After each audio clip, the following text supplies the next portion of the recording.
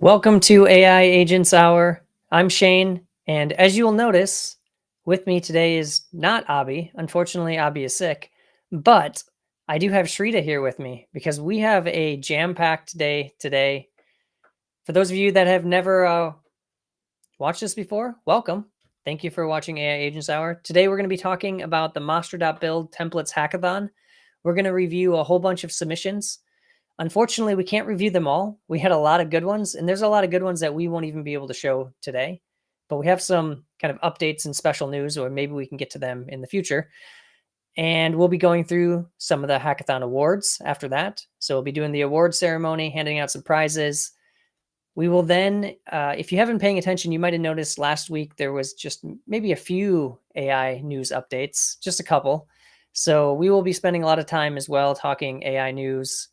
I'll talk through the GPT-5 launch, the open source models or open weight models from OpenAI, and a whole bunch of other AI news. How you doing, Shrita? Oh, you are muted, but now Oh, you're not. thank you. I'm doing well. I'm pretty excited. I already see some of the hackathon participants, chiming in to say hi Julp and hi Bakesh. So I think everyone's just waiting for the drop. Yeah, and for those of you tuning in, it's going to take a while before we get to the awards because we wanted to highlight some of the great submissions we got. So we'll be playing some of the submission videos. We'll look through some of the readmes and just kind of talking through in general, like some of the hackathon submissions. Again, if you are here and yours is not highlighted, that doesn't mean we didn't appreciate it. It means that we got a lot of good ones, and so we just had to be very picky, I guess. We had a lot of good choices to choose from. Agreed. Maybe it's worth saying a little bit what this hackathon is for anyone who's joining in. So we just ran, I guess, the first part of the Mastra Build Templates Hackathon. If you're not familiar with what a Mastra template is, just go to mastra.ai/templates. But they're kind of like, yeah, thanks, Shane. They're kind of like starting, like a place for someone, who wants to build a project to just very easily get started. It's like pre-written boilerplate code that then you can very easily customize. And we wanted to get, the community's help in coming up with like way more creative templates than maybe we have, like our team has currently had the time to think of. We're going to be adding more. We're going to always be accepting community submissions. But this hackathon had, a handful of good categories. And the good news is that even if you're just joining, it's actually not too late to join. We're going to be doing an encore week for some remaining categories. So I'm sure we'll get to all of that, but just wanted to give a little bit of context for anyone just joining. Yeah, great context. And really, this has kind of been really exciting as a hackathon for me to look at some of these submissions because I know, of course, I'm one of the co-founders of Mastra, but I just know that when I'm building agents in Mastra, I feel like I have to start from scratch every time. And having some of these to learn from, I honestly have learned like different patterns that from some of the submissions that I wouldn't have thought of myself. And I think that's a really cool way to just share with the community and allow other people to, I guess, share their creations and their ideas and the patterns that are working for them in building agents. And if you are just getting started, it provides you a good starting place for either just education or potentially to build a project off of. And so that's what's really exciting. And so you might have noticed on the Master Templates page right now, we just have what we call like our official templates. These are the ones that we manage and maintain. But we are going to be releasing, and hopefully it'll be out, by this time next week. We can showcase it on the live stream next week, our community templates. So we'll slowly start to take some of the hackathon submissions and start putting them on the website. We'll kind of roll them out over time as, and then as we get more, we'll continue adding. So if you want some inspiration, if you're, starting a project and you maybe don't want to start from, ground zero, you want some inspiration, you might be able to go to the templates page and see some of ours and some of the community ones as well. So this is live. So Shabir, Mastra plus cursor plus GPT-5 equals smiley face with hearts. Nice. Actually, and we'll be talking about GPT-5. I haven't used it yet for coding, so I'll be interested to know if you're watching this. When we get to that section, I'll be interested in your feedback if you have actually used it for coding tasks. I've heard good things, but I have not necessarily done it yet. Aaron, welcome. Thanks for joining. Well, Shrita, should we let's get into it. Shane, Yeah. let's get into it. All right. Enough with the preamble. Let's dive in. Okay, so we have, as you can see here, a spreadsheet or a slideshow. I'm going to go through it because why not? Mastra Build Templates Awards.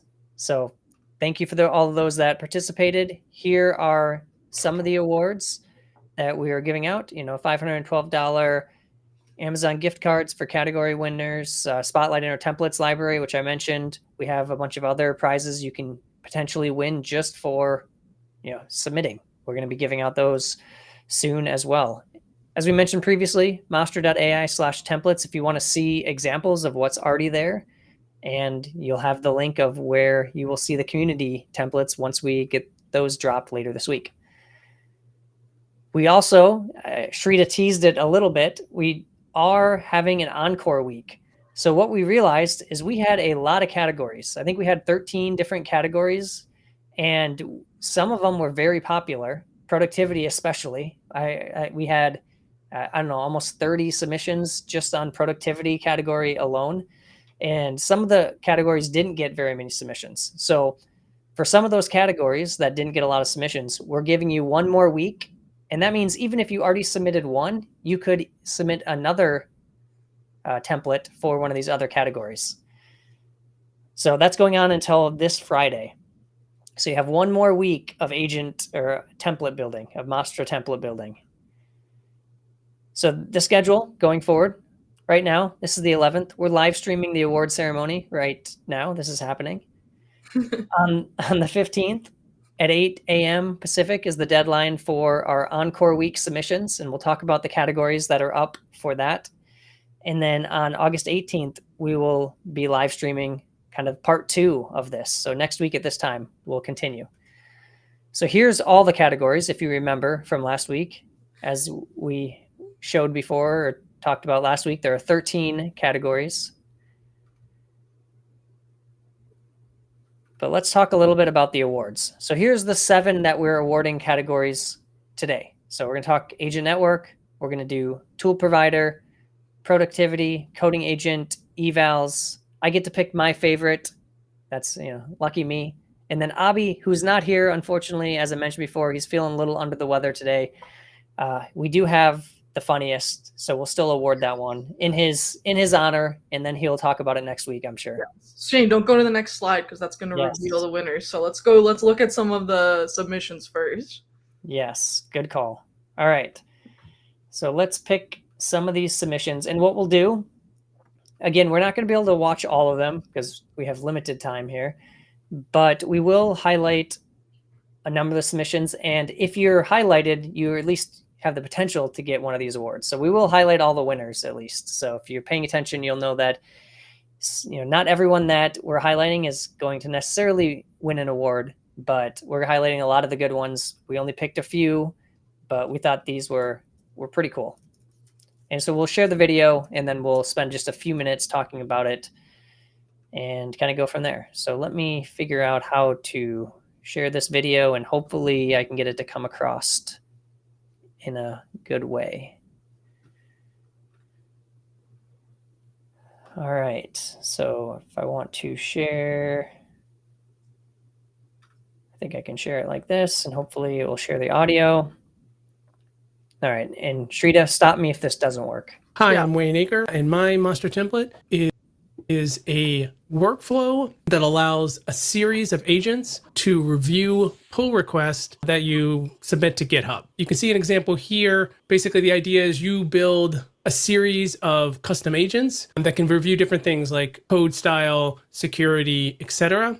And this Mastra workflow will fire them all off in parallel when you submit a new pull request, and then collate all each of those agents will do an independent review, and then all of that will be collated together, summarized, and a review will be posted to the pull request. So let me show you how it works. So I have a pull request over here. I'm going to go ahead and submit it. I'm primarily a Drupal developer, so this is an example Drupal module. It has some serious flaws. In particular, it's got a SQL injection vulnerability in it. And so the security bot, so the template actually just comes with two simple agents by default, like a code style agent and a security agent. They're both very generic.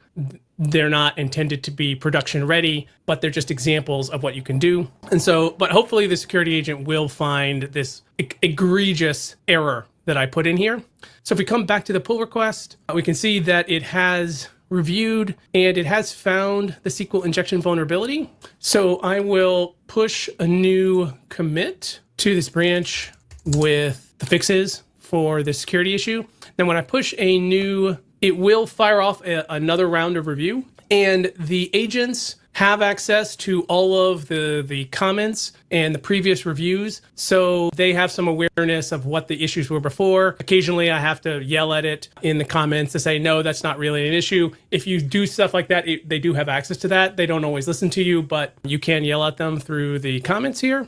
And okay, so here we can see with my second commit, I have resolved the critical SQL injection vulnerability, and otherwise it says that this code follows code standards, etc. And because there were no problems, this bot also approved the pull request. And yeah, so that's my Mastra template to review pull request with a multi-agent workflow.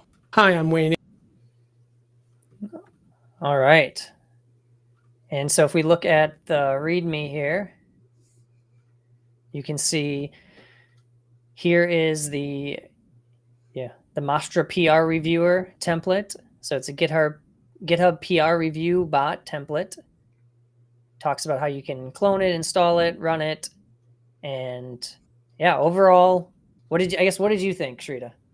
You know, I felt kind of dumb that when we were sharing some ideas for projects we'd like to see, that we didn't think of like a grep kind of like, like a template based off of that. But, it's like, yeah, like why pay for the B2B SaaS tools if you can just build your own, I still love grep, but like, I don't know. I thought this was really, really cool. I like that there's like that one, like you can interact just from your GitHub itself and just put the comments there, and it automatically kind of comes there in its new branch. So I was pretty impressed. I was pretty impressed by the fix. I think this has a lot of potential. I know it's just like a start. And I know he mentioned that, it's like he doesn't feel like it's like production ready per se, but I think it's a good start. Yeah, and if we look, you can see there's, a collection of what seems to be 4 agents here. So you have, the base PR agent, which is just looks like a simple base class actually. So they have a code style agent, which just extends that with the prompt. You can see it's using GPT-4.1. I wonder how much better it'd be if we used GPT-5 on this, So easy. That's an easy upgrade, right? To test that out. But I was really impressed as well. I think this is, sometimes you want really complex templates because you can learn from them, but often if they're too complex, it's hard to actually start a project from them. They're more educational. I think this one's a pretty good balance of, it provides, useful integration, right? It's like GitHub, so you have this integration, but it also provides a pretty simple example of how you could structure a review bot like this, a PR review bot. And by now, I'm sure a lot of us have interacted with them. I know we have grep on the Mastra repo. So being able to build your own is pretty cool, and providing a starter for that. I think it's a good place where someone wanted to build their own, they could start from this, learn from it. And of course they need to change it, but at least it gives them a good starting spot. So this is pretty cool. All right, let's continue on. So that's the PR reviewer. Now let's see what this one is called, the Food Recommendation Agent Network. So let's open this one up and I'll share it.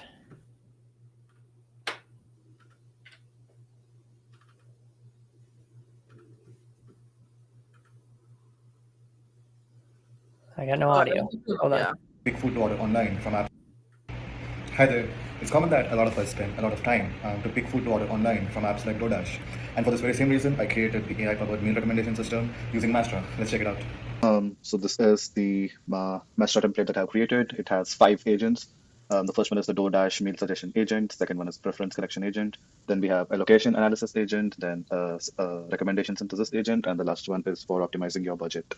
And I've used all of these 5 agents to create a network. So basically, the DoorDash meal suggestion network is what you use. And then it also uses a tool called the Search Restaurants tool to basically access the OpenTriMap API to get the restaurant data based on the location. And this is the workflow that it uses. It has 2 steps. First one is search restaurants, and second one is generate recommendations. I have a sample query already sent in here for you. It says, suggest me a healthy, budget-friendly Chinese food in Seattle. And I also asked it to remember that I'm a vegetarian. And as you can see, it takes all my preferences, like being vegetarian, it should be budget friendly, and it should be healthy as well. You can configure this area to show the thought process of the agent, and it tailors the response for you. It has picked up vegetarian restaurants for me. It has given the rating, the delivery time, the average price, and its address. And in the end, it gives a summary why these are perfect for you, and then some tips on money saving and health tips as well. So yeah, I think this could be a great start for a meal suggestion agent. We can swap in the API with the actual DoorDash API to get better results. And yeah, that's it. Thank you. All right. I like that. It's very relatable. Who among us is not, door dashing something at least once a week, I guess. Especially if you're, working in tech. I feel like you're more likely to do that. And I mean, almost every day I talk to ChatGPT about what I am trying to eat, and I do lifting, so I'm always right now I'm trying to cut weight. So I think something like this is really helpful, because when I talk to ChatGPT, it doesn't always have that up-to-date information, and it's like a financial thing as well. It's like, how much do you want to spend on a meal? So I think this is it addresses a very practical day-to-day personal productivity use case. Yeah, I agree with that. I also think that it just because it seems like you always start with either weather or cooking or recipes, right? It is such a good starting place for any template. So I do think that it's, as you mentioned, very relatable for someone to start with. I do think, it would have been even more impressive if they did have some kind of API integration into DoorDash. That would have been really, really amazing. So I think there's more to maybe even build on this, but it is a good starting spot, and I think it is pretty relatable and a good example of an agent network. Yeah, I'm almost can they resubmit this with a better integration for MCP category or something next week? Yeah, I don't know. I'd be kind of surprised if DoorDash had an MCP. That's really fair. You could build the DoorDash MCP server and submit it with this, and then consume it in your agent. I mean, there is another category, MCP. If you don't win, that's a good option. Or even if you do, you submit it again. Double win maybe as an MCP server for DoorDash. All right, so there's number 2. Number 3 is Stripe subscription business intelligence template. So give me 1 second to get this one pulled up. I think this is from our friends in Michigan who participated in the last hackathon as well, I believe. Yeah, Kevin and Brian, right? Yes. Yeah. All right, so let me grab the video here, share full screen. Hello there. I'm your business intelligence expert. Just ask away, and I'll get you the answers you need. What is our total monthly recurring revenue?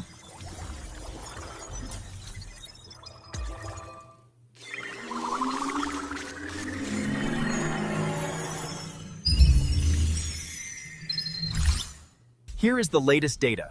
As you can see, churn has decreased. Our growth is trending upwards, and here are our at-risk customers. All these questions are answered with the Mastra template. Just grab the template, and I'm ready to help. Simple as that. The Mastra template. But I love it.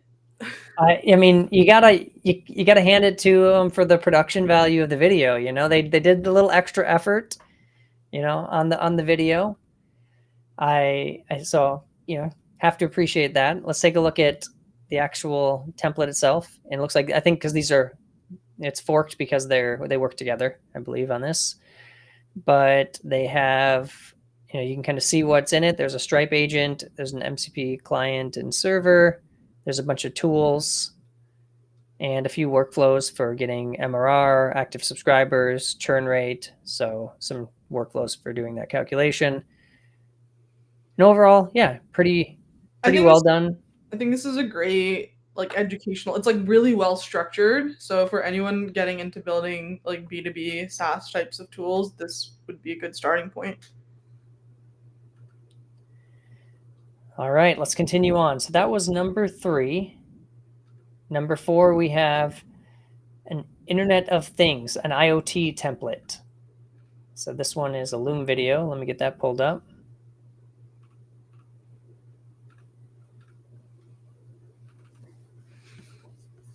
So MQTT connection.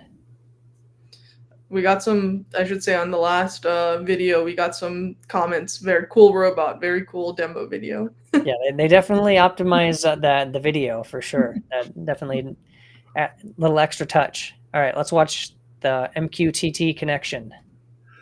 Okay, hello, my name is Bruce Kennedy, and I'm demonstrating a template for setting up an MQTT broker and having the connections made by the agent, and then having a subscriber and a publisher to that broker, and then some reporting as in-store memory and a voice response. So I'm using the Hive MQ as my broker. Again, some of the things I will do here today will be more of what the IoT device will be doing, but I just want to simulate it. So I want to first set up a connection. So I'm going to go over here and copy this just to get that going. And so that'll establish a connection to that broker. And now I'll set up 3 topics.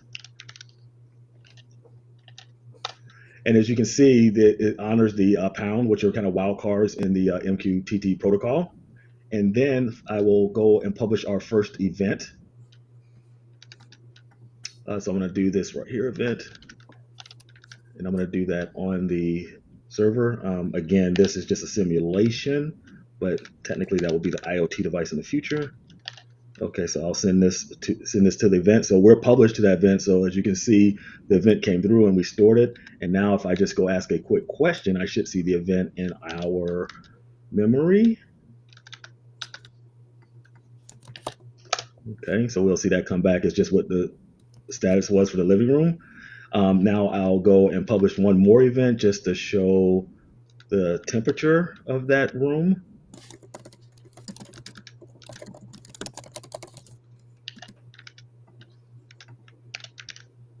Okay, so we did that. Again, it puts it out on the queue. Our agent or tool in this case picks it up. And again, I'm just going to demonstrate that that new status is out there. So we should see a temperature and a status. So now we got the new temperature out there and the other one. And now I'll just do quickly a speak and just basically ask the tool to kind of tell the user, publish back on the queue to the user of the temperature of that room.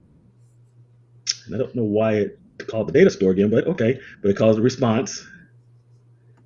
And it's going to come back with a kind of cute response. Can work on the prompt there a little bit, but it does do an encoding of that response. So I'm just going to grab that right here just to kind of show you all. And if you can see here, it did publish that back out on the queue. Again, the IoT device would pick that up in the future. So let's see if you guys can hear this through the recording. I'm not sure, but I'm going to play it. So that was 70 degrees. So more to come. You'll see some of the instructions in README. Thank you. All right. And let's take a look at the GitHub for this one really quick.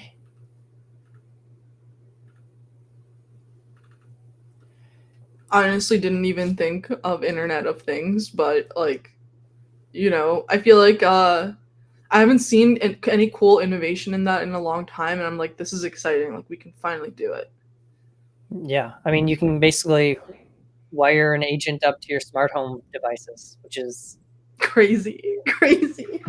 Yeah, I do remember. So we're going to diverge and tell a short story here.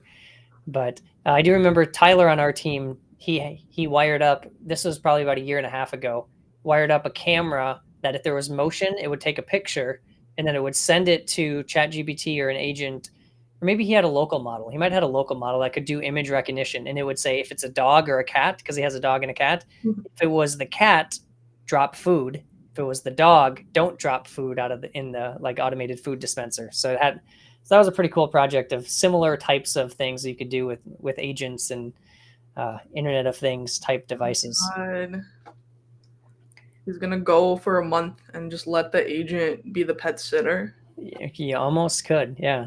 There's the dog at the door. Unlock the door. Exactly. Or open the doggy door. You know, is the cat there? No, don't let the cat in. So again, this is what struck me about this one was it was such a like pretty detailed. You know, you can see it's a pretty good sized system prompt. I mean, not huge, but a good 50 lines. So you definitely put some thought into that. You have all the tools connecting to MQTT, which I'm not actually that familiar with. So, you know, I haven't done a ton of Internet of Things. I did a few things with the Raspberry Pis years ago, but it's been a long time. And yeah, you can see the tools. There's a scheduled monitoring workflow, but overall, good, very good quality submission.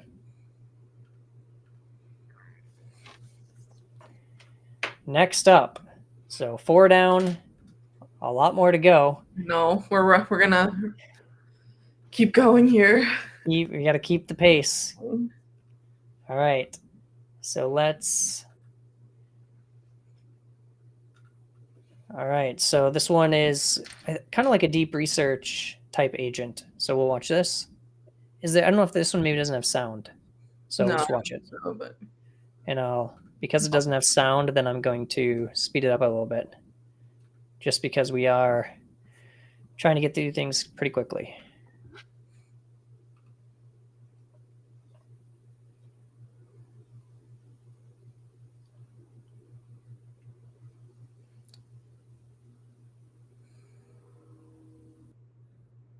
I think this is another one of those cases, Shane, where you said it's like when people start building agents, workflows for the first time, like I think a study tool is also one of those really relatable, accessible first projects. So I'm glad this template exists. I think this has good educational value. Yeah, everyone always wants to build a deep research agent. That's kind of a common thing, is a common starting spot. And so I think this is a good, relatively simple example, right? It's not overly complex, but it could serve as a good starting spot to see how, and we have an example of a deep research agent as well, but there's kind of different approaches for how you might want to do that. And let's see, let's pull up the GitHub. We'll just go through this one. It's kind of, I think it's kind of positioned as more of like a study agent. So it can do deep research and kind of help you as like a study tool. Shane, we're seeing the inn at Bay Harbor. Okay, cool. All right, so yeah, if we look at this, it's a Mastra study agent. So can generate questions from plain text, perform real-time search with Brave, and provide summaries with live web context. So again, one of those that's relatively straightforward, not overly complex to implement yourself, but you do have as a way to kind of get a starting point, looking at implementations of how you could do tools and how you could wire these things up inside of a Mastra agent. Next up, this one is I feel like it's Khalil. I feel like he was going after the Shane's favorite award on this one, because it's definitely in contention for at least a potential winner for that. Not saying whether it's won or not yet, but I think I had mentioned maybe even on the live stream previously that I try to build a YouTube transcript, basically interact with an agent that will interact with YouTube videos, YouTube transcripts, because we have this 2-hour live stream every week, and we have at this point, 50 plus, I would say almost we're close to 100 hours of like video content if you count our workshops and live streams, and being able to have that as data and almost just like chat with the transcripts was a really cool idea that I wanted. So let's watch this video. Hello guys, so for the Mastra Templates Hackathon, I've built an agent that lets you chat with videos from a specific YouTube channel, for example, the Mastra YouTube channel. And for that, I've built a workflow to process the videos. It first checks if the video has already been processed or not, then it downloads the audio, sends the audio to DeepGram for transcription, gets the transcription, extracts some data from it like speakers, topics, stuff like that. We then chunk it and embed it, and we can use it in our agent. You can see here that I have some keywords. These would help get a better transcription. So if I ask the agent to tell me about the Mastra Templates Hackathon, is going to get data from our vector store, but it also has access to an MCP from Smithery that gets data from the YouTube Data API. And that's how we got this video, which is the kickoff stream. And also we got the templates workshop. It also gives us some information about the templates. Thank you. So meta. Yeah, bringing up a past video of the stream in the stream. All right, and so here's the actual repo. Chat with YouTube videos. You want to talk with YouTube videos. This template builds a RAG system that lets you chat with Mastra YouTube channel. So you could obviously wire this up to chat with anything. If we want to look really quickly, we can see the workflow, the transcript workflow that was shown. You can see there's a YouTube agent. We can take a look at it. Here's the MCP from Smithery that's shout being out used. Smithery sponsor. Yeah, thanks Smithery for making this YouTube agent possible. And it just passes the channel ID right here. So that's interesting. That's easy for you to change if you want to test it out on your own. Gives it a video search tool and these MCP tools. Has some memory. So overall, not overly complex, but very useful because it does actually show it's a good use of RAG and a good use of MCP, a good use of agents. And it's, I think for me personally, I know this is something that I would like to have. I would honestly, grand vision, I would like to have, chat with our transcripts of YouTube videos on the Mastra website. Someday I will build it, or someone on the team, if they beat me to it, which they normally do, will build it, but that would be pretty cool. While you queue up the next one, I'll also say that I like that it checks to see if the video has been already transcribed before, like just a very thoughtful touch, being mindful of compute. All right, so the next one up, this one is called it's the Kestra agent. So let me share the screen here.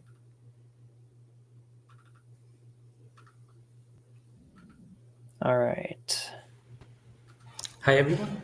In this demo, we will see how Kestra agent works. To give a brief about what Kestra is an open source Zapier alternative which helps us in orchestrating different tasks. So in this demo, we'll see how this agent works by taking a simple example. Create a Kestra flow which prints a log. So in this agent network, there are two agents present. One is design agent and another is execution agent. Design agent is responsible for understanding the user's requirements and generating a Kestra YAML file here.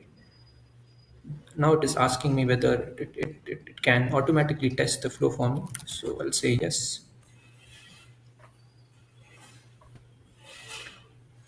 So now what is actually happening behind the scenes is now the context is switched to execution agent. An execution agent created a new flow in the Kestra platform and it provided links for the user to follow. User can go to Kestra platform and they can do any changes directly if they want. So the agent can also edit the flow which is already created. So let's say add one more log which says hi Mastra. Now once again the context is switched to design agent. Design agent understands that the user wants to edit the YAML file. It generates a new YAML file. Then it once again asks me whether it can automatically test it for me, and I'll say yes. Now once again, execution agent has taken the responsibility of editing the flow inside Kestra, and it also runs it and tests it. So if I can go here, you can see here one more log is complete added here. Thanks for watching. All right, and then we will look at the actual agent itself, so the template itself. So you can see there's a link to the demo video. It has a good overview. If you take a look at the code, you can see there's a whole bunch of tools here that were wired up. There's a flow generation workflow. Let's just look at the agents. So you can see there's 3 different agents. So overall, like, quite a bit of work went into this. I'm not familiar with Kestra, so this is kind of new to me. I wasn't very familiar with it. I've heard of it, never used it, but I do like that this is a useful agent because it connects with a system that I'm assuming the creator uses. Probably use Kestra quite a bit, and now they have an agent that can interact with that system for them. So it's a good use of like an agent network or multi-agent system with like an integration with another platform. And you can see the pretty detailed system prompts. So a lot you could probably learn just from reading through, these pretty comprehensive system prompts, really. Okay, they just import the agents there. Yeah. Any comments? Man, I'm like, yeah, maybe we should do a workshop on maybe you've already done a workshop on system prompts. I'm like to sharpen my skills. Yeah, I mean, even look at so if you're not familiar with agent networks, that's, we're still calling it experimental, but we are seeing a lot of good use cases for it in this hackathon. But you can see here, this is a 150 line or 120 line system prompt. There's a lot you can learn from that. And I do think if you were to further productionize this thing, that thing probably balloons to 3 times that, but it is a really good, useful thing to look at and study other system prompts of what works for people. So there is a question in the chat here. What does networks do? So if we look at this implementation, this is an agent network. An agent network allows you to configure essentially a network of Mastra agents that work together to accomplish a task. So here, the system prompt is for one agent that kind of delegates work to other agents. So if we look, we can see that this agent network has 3 different agents. It has the Kestra Flow Design Agent, the Kestra Flow Execution Agent, and the Web Summarization Agent. And it also has access to this workflow. So this agent can actually pass information to these other agents.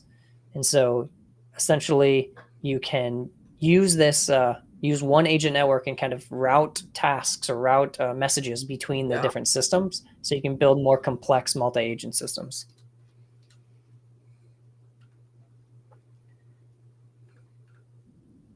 We're about halfway done, I think.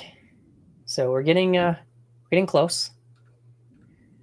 This next one, it's pulling up another Loom video here. This next one is a personal portfolio builder. So let's share this video.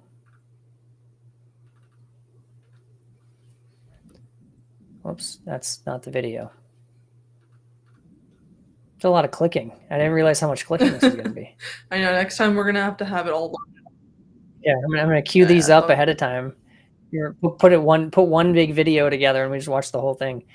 All right, so this is a personal portfolio builder. Hello everyone, So today I'm going to show you the personal portfolio website builder which I built for the Mastra Hackathon. So this is an app which takes in the user's hobbies as inputs, and it generates dynamic websites. So the user can give any input like surfing, yoga, gym, gaming, etc., and it would generate a personal statistics website tracker. So I'm going to be giving surfer here.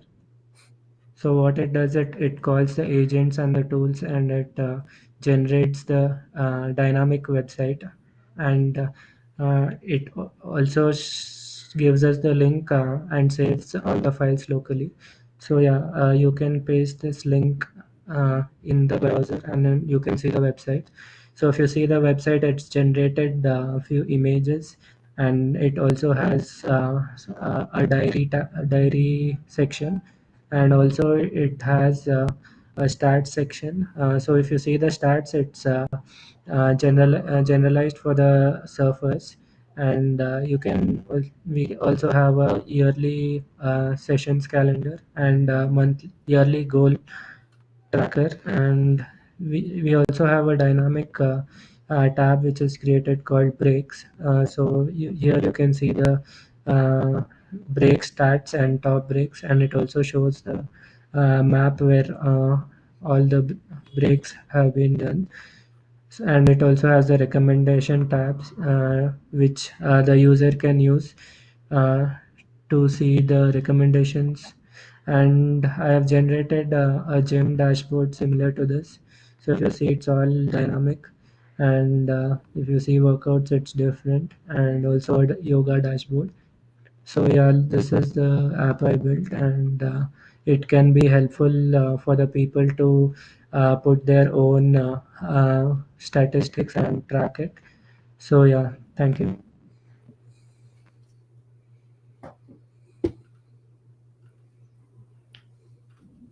So the thing I like about this one is it seems like anytime you have a starter, you always have like a portfolio. Like I remember so previously I was at Gatsby, for many of you know this, but Gatsby was always big on like personal blogs, personal portfolio sites. So I feel like it's like if you have some kind of template or starter system, you have to have a portfolio builder. It's just natural. So it's kind of very, I guess, yeah, it brings back memories of those days of building Gatsby starters and using Gatsby starters for my own personal blog, which I did many years ago.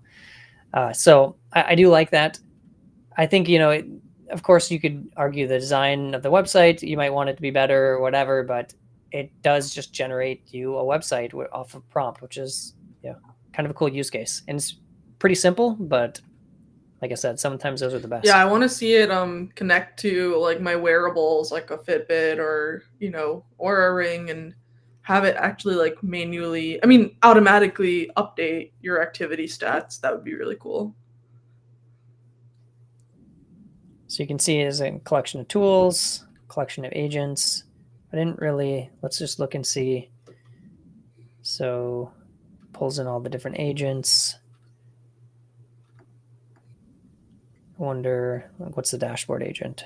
So using Llama, pretty simple, not overly detailed on some of these system prompts, but a good collection of multiple agent systems that work together to kind of build.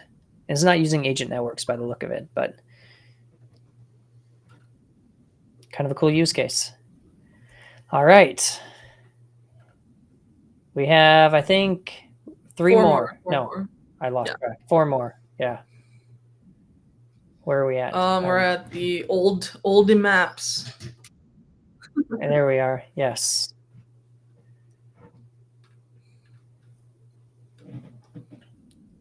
So I thought this one was pretty kind of funny, but also, potentially useful and something to learn from. So old maps. The other, as for directions on the side of the road, well, this is about the same experience. We can say, hi there, and then it's going to call another agent as a tool to get directions and then give them back to us. We are getting our instructions, and this is step by step. So now let's look at how this is actually done.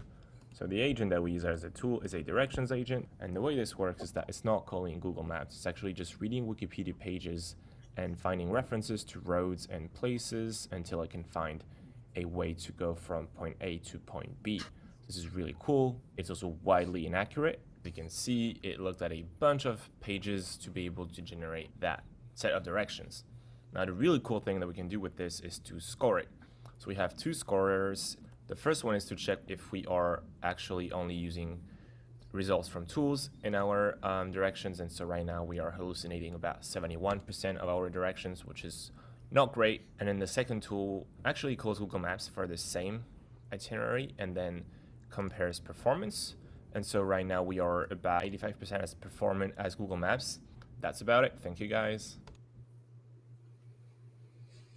I like this because I mean, Mastra scores are relatively new, so for anyone, you know, who's interested in them, they're like our next like iteration of evals. So I think this is a good educational template for like how to structure scores and use them. And I kind of like that, like for this demo, like the results are kind of deliberately bad, so you can actually see how your scores perform. Yeah, I thought it was really, really cool to actually integrate with Google Maps to like check the score. It's kind of an interesting use of scores. So you can see here they create a score, it's a map score, and it does, you know, I think fetch data from the Google Maps API to measure distance and then compare how good were the directions from Wikipedia compared to actual Google Maps if you were to use Google Maps, and using that as kind of the source of truth, which is, yeah, a really cool way to go about it.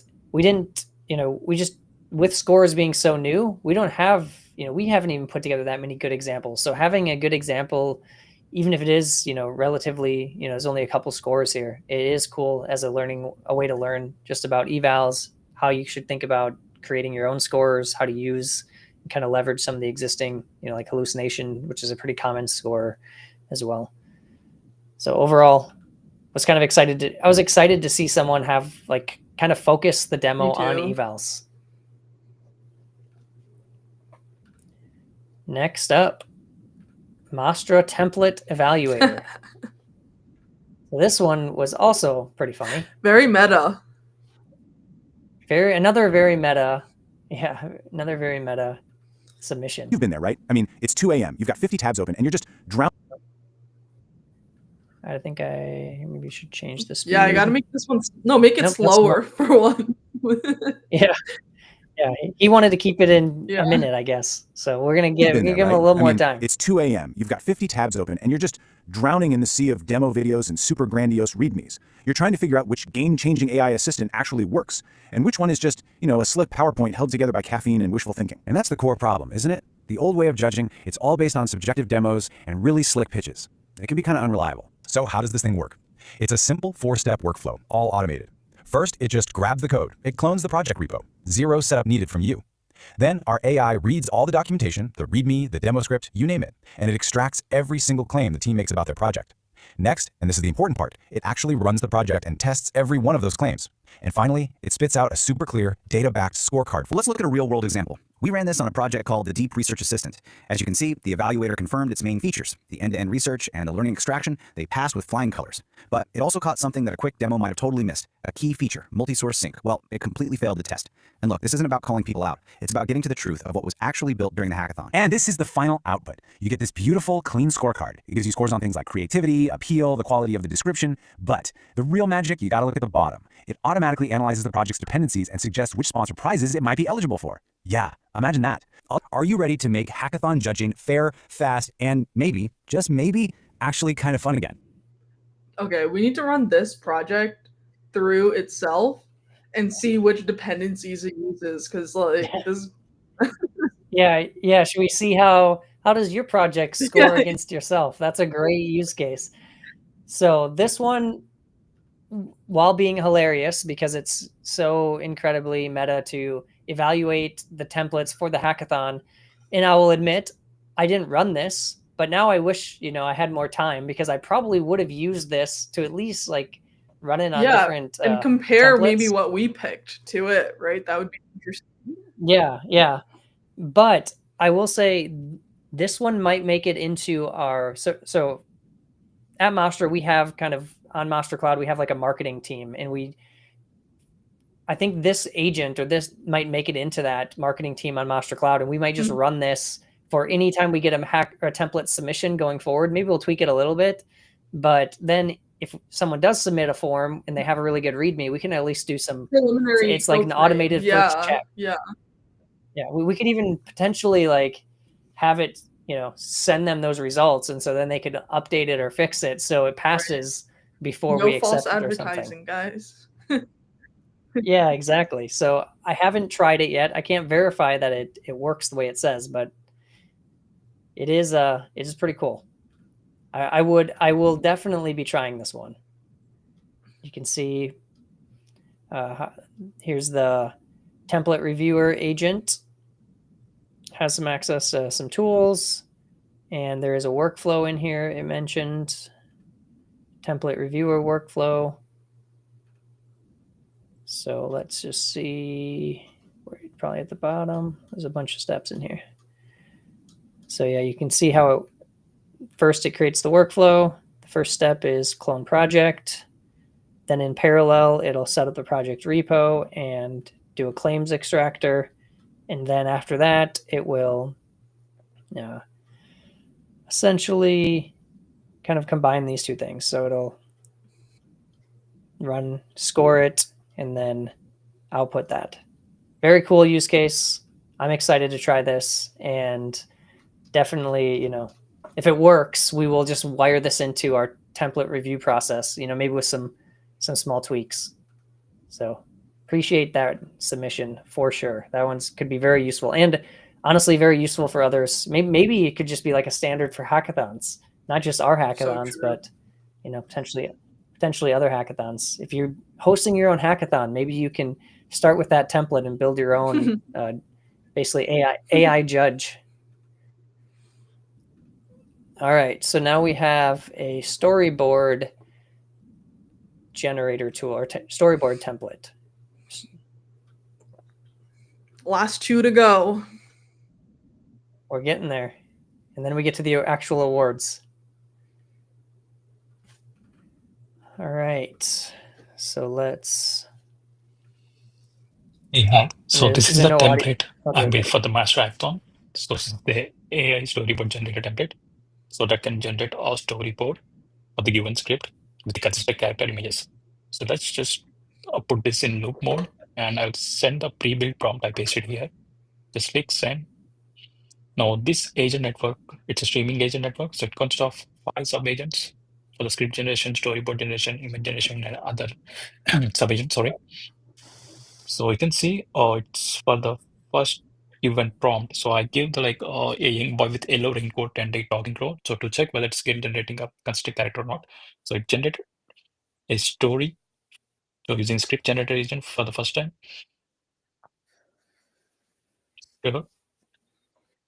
And then yeah, so it's making the next decision. So it's generating the storyboard agent. So the master agent deciding to generate the next step using a storyboard agent. So let's wait and see. And I'm using the Gemini 2.5 Flash model. So yeah, it generated the storyboard with scenes and the characters. Now it's thinking for the next step. It's making decision for the what step it does need to do. So I'll tell you in advance what it does is, it's generate images and then create a PDF with the images and the story content.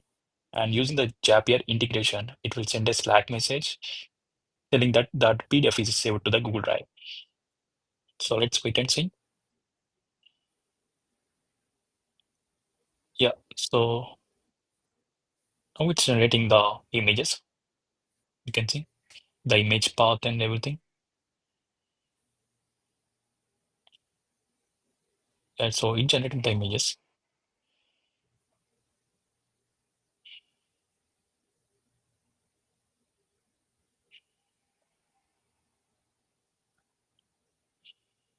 So it's taking time. And it doesn't have any workflows, so the master agent dynamically select the sub-agents based on the system prop interactions. So it's generated a PDF, it's showing the path where it's generated and the details of the PDF. And now it uploaded into S3 bucket, and you can see we got a Slack message and Slack notification here. So when I click this Slack, so there's a message here. I just click this link and you can see. So this is the storyboard generated based on the prompt. You can see the consistent characters with the yellow raincoat and the crow here. So default, it can generate only 5 images. Yeah, so that's my template. Thank you.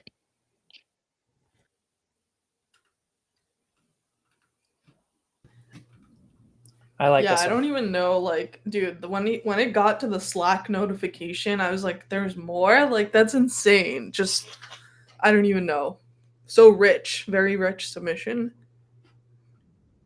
Yeah, I mean the amount of there's a lot of work that went into this because it was not just one integration. I mean, it integrated with Slack, it integrated with, you know, Google Drive. It obviously did image generation as well as, you know, text generation. It was a use of multi-agents.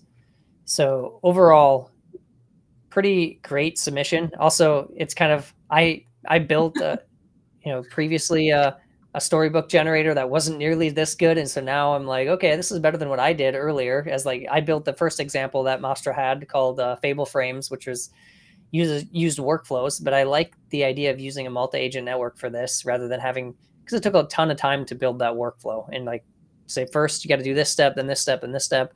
Or if you did it through a multi-agent system, it's in theory at least easier to build and makes it much more flexible. Maybe slightly less accurate. I don't know. I'd have to actually test it a little bit more. But I did like that you got a PDF at the end. So it actually even generated a PDF. So really cool. And let's take a quick look. So you can see in the Mastra folder here, you can see there's an agent network. Now let's see. So they in memory, even using like pretty good use of memory here. You create an agent network with instructions using 2.5 Flash.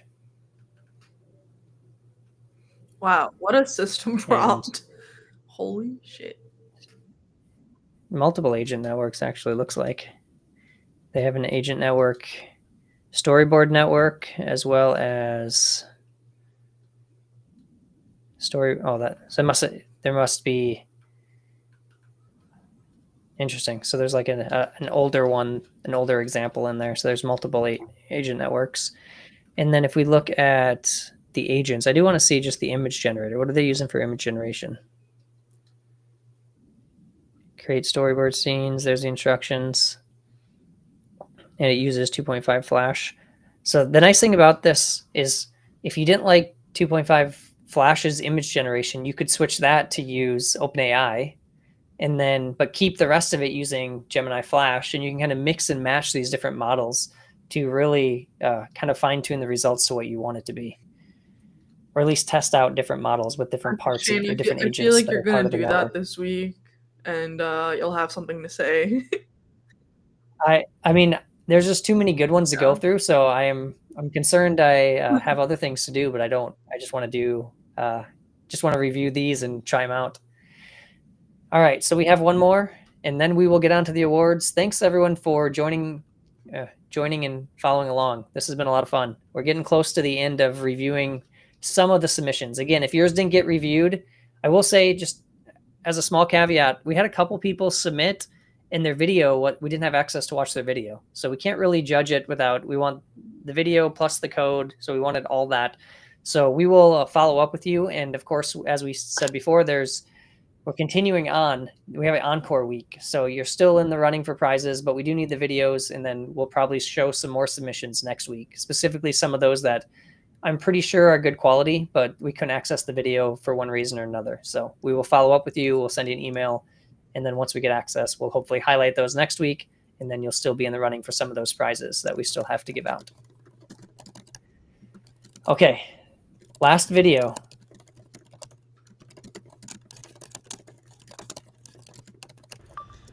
Hi everyone, so this is my submission for the hackathon template from Mastra, and purpose of this is to create just enough documentation for the coding agents.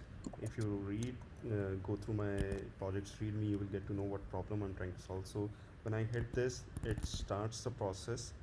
It goes to the that particular repo. It try to fetch that repo and process it to fetch only the public APIs with their just enough required documentation. And it's not just specific to JS, it works for the other libraries as well. For example, this is a Python one, Django, this is how the final output looks like. And similarly, if you go to this one, this is for React, it print out everything like how to do it. And similarly, if you go to the one we are generating, because it can take time and video needs to be short, so I'll be showing you this one. So Excel.js is a JavaScript library to play with Excel, and it gives you all the key APIs which are required to work in your project. Thank you very much.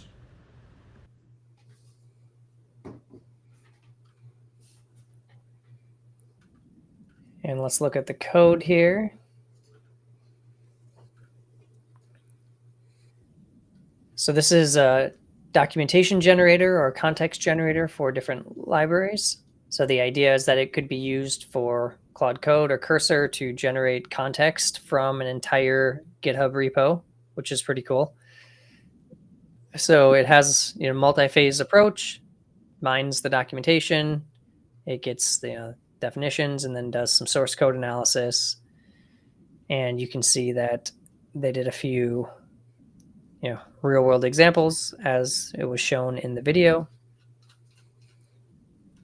What are your thoughts, Shrita? I think this is good. I think that it's pretty comprehensive because I think it looks at the README, the docs, also the type definition. So like independent of what is just in the README, it might pick up on things that, you know, even the person who published the library or code might not have surfaced as good context.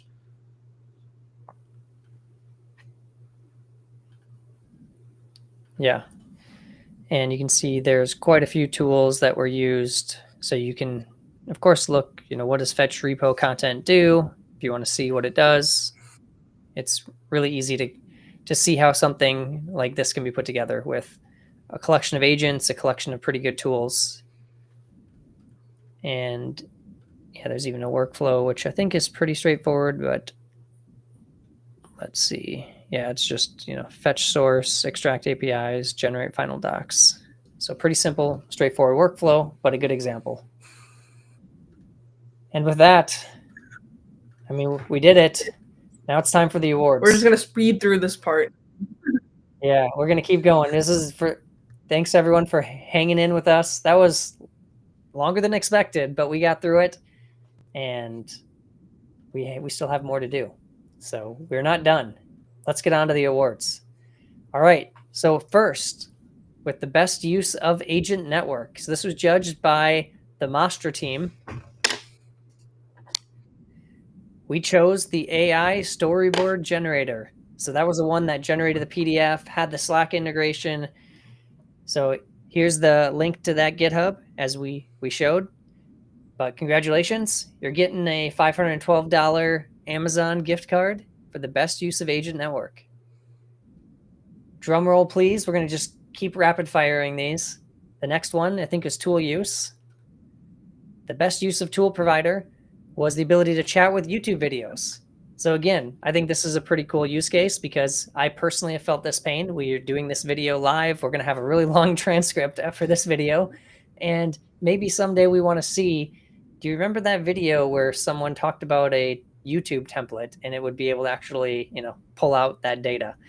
So this is a great use of tools. And our friends, if we go back, our friends at Arcade judged and looked through all the submissions for tool providers and selected this. They said chat with YouTube. They said really like the use case and demo, very helpful agent and great use of tools and MCP. So there you have it. Thanks for submitting this template, but also thanks Arcade for helping us judge.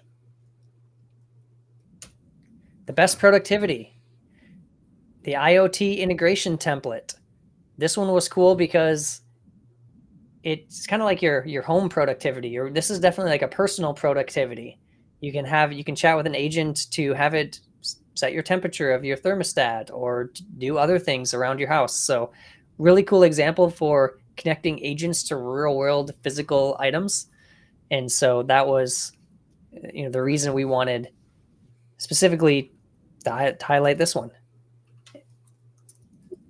And if we look, this was one that I think you picked this category, Shrita. I mean, I just didn't, I'm just like, wow, that's crazy. Like in our homes, I'm annoyed that like still whenever I drive and I have, like my Android phone, whatever it's called, connected, like why do I just not like talk to a real agent? Like why is it still like this generic, I don't know, like Siri from 2008? Like I don't know. So I'm just like, yes, we need to make progress here. Yeah, I'm still upset that, so I have 2 smart lights in my living room, and if I ask, and I'll say this quietly so she doesn't hear me, if I ask Alexa to turn on the lights, it will sometimes do it, and sometimes it'll ask me left light or right light, or which light. You have more than one light, and dumb. Yeah. So let's make this better. This can be better, and this is maybe a step in that direction. Actually, useful agents. All right, next up, the next category, drum roll, is best coding agent. This was also judged by the no. This one was judged by Scrimba. Oh, yeah, yes. We should give them a shout out. I think it makes sense because they're they're all about coding education. So why not have them judge the best coding agent? Exactly. So, any comments on? Did they have any this was specific a really comments? clear use case of getting a concise description of a software library independent of what the author has published. They like that it can improve the understanding of that an LLM has of a library as well. And they like how comprehensive it is. It's like not just reading the README, it's looking everywhere to get that context.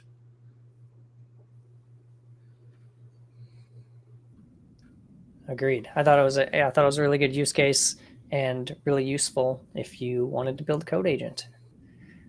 Next up is the best use of evals. This one was judged by Confident AI and Oldie Maps. I don't know exactly how you pronounce that, but I really liked how they actually featured scorers as part of the demo. So it was really leaning into towards actually showcasing how you could write evals, and that it wasn't actually that hard. Like the evals aren't overly comprehensive, but provide a good starting spot and a good learning tool. So I thought this was a really good use of evals. Okay, and now for my favorite 2 awards, Shane's favorite and the funniest. All right. Well, my favorite. So this was one that was kind of painstaking. Shrita was on a call with me as I was going through, and I was, visibly frustrated with having to choose between so many good options. But I did make a choice. The show must go on. I picked one, and my favorite was the GitHub PR review bot. I thought, why not? Why not build your own grep tile? You can build it yourself, and you can do it with Mastra. So I thought that was really cool for connecting to GitHub, handling, and actually commenting on PRs. I think the developer who made this, said he works primarily in Drupal, and I think that got you, Shane. It did. That was the tiebreaker between. It's like, well, I used to do a lot of Drupal work, and so I appreciate people that come from the world of Drupal, because that was prior to going to Gatsby. That's even at Gatsby. That's what I worked on for a little while, is like integrations with Gatsby and Drupal, and because Gatsby was very integrated with many different CMS systems. So yes, blast from the past. All right, and yeah, so I see some really good chats, like cool project, time to cry, made a similar template, got a favorite. No. Don't cry. Don't cry. There's another week, Yes, there's more time, and there's still a bunch of raffle prizes. And even if you didn't make it to an actual award winner, you still have, we can still get your template on the Mastra Templates website. We're still gonna shout about it on social media. So don't worry, it is not over. There's one more prize. Pull up the comment from Extra Dip of Honey. I just think that's really funny. Yeah. Made a similar template, gunning for Shane's fave. Is it over? It's never over. It's never over. appreciate you trying to get my favorite. I bet I can tell which one it was because there was a couple that were very very close. All right, last but not least, funniest. So in honor of Abby, who's out sick today, but wishes he was here, Abby's funniest was the hackathon evaluator. Because why not? Why not be very meta and build a template that evaluates all the other templates that are part of the hackathon that you're at? That's pretty dang funny. I agree. And potentially useful. I want to try this one out. And with that, we mentioned before we're having an encore week, so we're gonna still have the best overall. So that is still not done. The best MCP server. So if you already had a template, if you already submitted, you can submit another one or add to your existing if you want to be part of that category. So just remember, it's not over with yet. I know before we said you can only submit one, but we have these extra categories, so we want some extra submissions. That's judged by Smithery, and also there's a bonus award. If you use Smithery, you have the chance to win a Switch too. The best use of auth, judged by WorkOS. The best use of web browsing, the best RAG template, and the best crypto agent.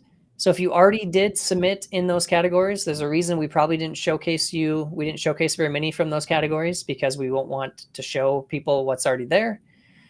But you're still in the running. It just means we didn't quite get enough to call it yet. And so please, if you are watching this, submit to one of those categories this week. Again, the awarded prizes are the $512 Amazon gift card, and we will be selecting a large number of them to get featured on the Mastra Templates library. We'll be rolling that out throughout the week this week, and we'll link to your name, your GitHub, all that. Thanks to our sponsors, Recall, Smithery, Scrimba. Please check them out. Please tell them, thank you for putting this hackathon on. It's been a lot of fun. And we'll share out these slides, but if you are curious how to get started, go to our Discord, go to the Mastra.build channel in Discord. We'll send out a chat message with this slideshow with the links to the forum, all that information. Also go to the website, just mastra.build, and that'll have information as well. Yes, good call out. And we still have more prizes, right? We still have the raffle prize pool. So Raspberry Pi, everyone gets a copy of the AI engineering book for one of those. Everyone gets a copy of this book, Principles of Building AI Agents, from my co-founder, Sam. A mechanical keyboard, mute me buttons, bunch of Scrimba memberships. So really cool that Scrimba gave us a bunch of free memberships for people. So a lot of prizes to give away still. All right, this is live. If you do have any questions, please do ask. We'll try to answer a few, and then we got to keep moving on because this is going to be a really long stream today. And I think I'm going to kick you off. Yeah, Sridhar. You got to go. Thank you. It was really fun. Happy building, everyone. Thanks for coming on, Sridhar. All right. Before we jump into the news, we got a comment here. Just realizing I have no audio in my demo. It was a template that builds templates. Yeah, please, you should still send. Yeah, I think we realized that in your video that you didn't have audio, but it was still a very good submission. So one that we may feature next week. If you send a new video with audio, we'll play it on the live stream next week because that was another very cool template. There's a very good coding agent example. Zan Build said I was facing problems with deployment. Jump into the Mastra.build Discord channel. I'll try to help you out. Someone on the team will help you out. And with that, wow, we are over an hour and 15 minutes in, and we just finally got to the third category. If you were paying attention at all last week, you will know that there was a ton of AI news. And so we're going to go through that, but I thought it was useful to kind of call out OpenAI's launches in their own section rather than just bundling them with the AI news, because there's a lot of really interesting, big things that came out of OpenAI last week. So early in the week, OpenAI released the GPT OSS models. So let's pull this up and let's actually take a look. So here was the announcement, August 5th, last week. They had the GPT OSS 120B and the GPT OSS 20B. So you can read the entire article here. Talks about the architecture, talks about the number of layers, the number of active params, the context linked. You can see that they do have how it compares.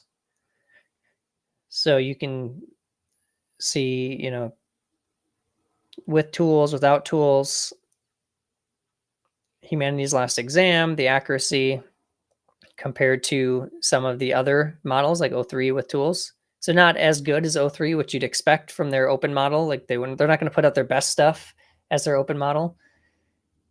You can see health bench, see some other benchmarks, and you can overall competition math. I guess I'll give you my quick takes. Is I think it was one, I was incredibly happy to see that OpenAI was actually just releasing an open model. Now, it says OSS. It's not really open source. It's like an open weight model. So keep that in mind. It's not, you know, fully open source, but it is an open weight model, and that's a good thing. It's good that a large company like OpenAI is going to put time into building open weight models. I think if you're part of the OSS community, if you want great open models that you can run on your own hardware, this is a good showcase that they at least, you know, they're not forgetting about the open source community. So I do appreciate that. I will, you know, highlight a couple other things and then maybe give you some more of my takes. But we have, this was kind of the announcement post here. Talking a little bit more. So this is from Romain Hewitt. So 2 open weight models, we mentioned that. They wanted to build them for developers. So they really talked to the developer community. They learned about, you know, how tool use and structured outputs matter. They're highlighting some of the benchmarks. So the size is, you know, pretty good. So the 120B runs on a high-end MacBook or on a single H100. I don't really know if the 120B will run on a high-end MacBook very well. So technically you can run it. I don't know how well.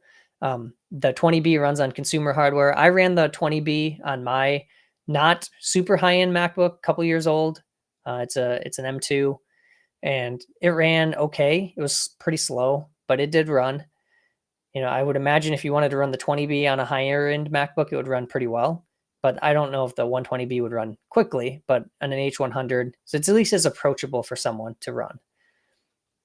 And it does say the evals are remarkable. A little caveat there that we'll talk about, but overall, you know, you can see more, you can learn about it. Very cool to see that they actually release these models. I think everyone should try them out. If you don't know how to try them out, I did have a thread on X talking about how you could build an agent with Mastra using these as the actual agent. So if you can scroll back on my feed a little bit. If you follow me on X, you can find it. But I did show really easily how you can use these models with LM Studio. So I really recommend trying out LM Studio if you haven't run open models. Make sure you have a good enough machine to do so, but give it a shot. It's really easy to do. There was a little bit of, you know, I guess, controversy over how these models were trained. And so I thought this thread was worthwhile to share as well.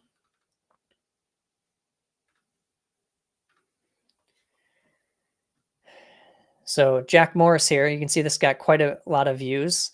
Curious about the training data? So was Jack.